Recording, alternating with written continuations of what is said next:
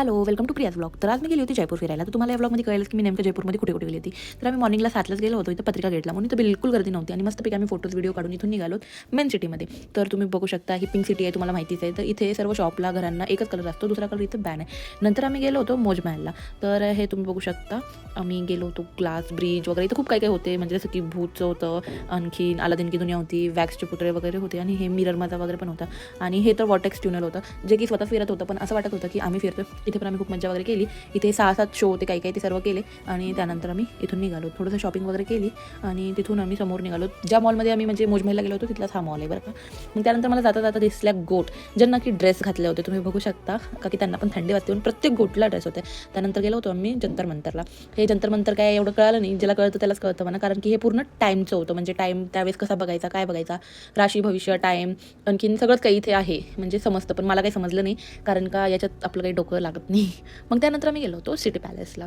तर सिटी पॅलेसमध्ये पण खूप काही बघण्यासारखं होतं. त्यांचे पहिलेचे शस्त्र वगैरे सर्व काही म्हणजे इतकं छान लावून ठेवलं होतं. आपल्या इंडियामध्ये कुठेच इतकं प्रॉपर नाही आहे जे की तिथे आहे, असं त्या गाईडने आम्हाला सांगितलं होतं. आणि तिथे असे खूप जण पाहायला येत होते.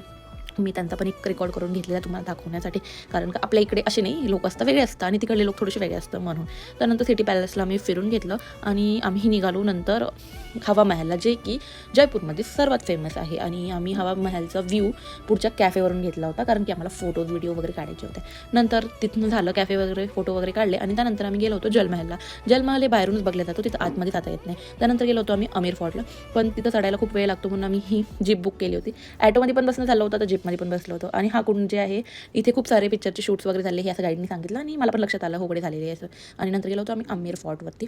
तर तुम्ही बघू शकता इथे म्हणे की म्हणजे जो राजाची मुलाचे मुलं असती, म्हणजे त्यांची जी जनरेशन असते त्यांचा आज पण एक मुलगा आहे, तर तो तिथला आत्ता पण राजा आहे. आणि इथं असं सांगलं जातं की तिथं 2 फ्लॅग असते, तेव्हा राजा जयपूरमध्ये असतात आणि जेव्हा नसतात फ्लॅग तेव्हा राजा जयपूरमध्ये नसतो, आउट ऑफ असतो, असं सांगितलं गाईडने आम्हाला.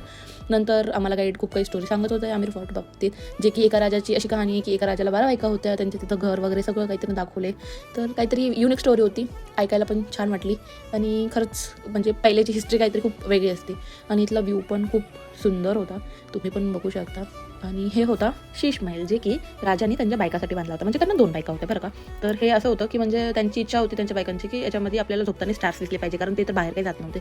मग राजांनी त्यांच्यासाठी हा महल बांधला होता, ज्याच्यात की नाईटला दिवे वगैरे लागल्यावरती त्याच्यामध्ये स्टार्स दिसायचे. आणि आमच्या गाईडने आम्हाला टॉर्च लावून स्टार्स दाखवले होते. तर हा खूप मस्त होतं आणि त्यांनी गाईडकडून आम्ही सगळी स्टोरी ऐकून घेतली होती, खूप छान वाटलं ऐकून.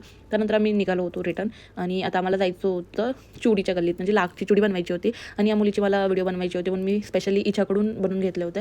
हिची रील तुम्हाला लवकरच इंस्टाग्रामवर बघायला भेटेल. आणि खूप मस्त बँगल बनवली होती आणि इथे पूर्ण एक गल्ली आहे या बँगल्स बनवून द्यायची. तर मस्त वाटलं होतं, बँगल वगैरे बनवून मी घेतली. आणि आम्ही इथून निघालो होतो जयपूरच्या मॉलमध्ये, कारण आम्हाला जायचं होतं मूवी पाहण्यासाठी.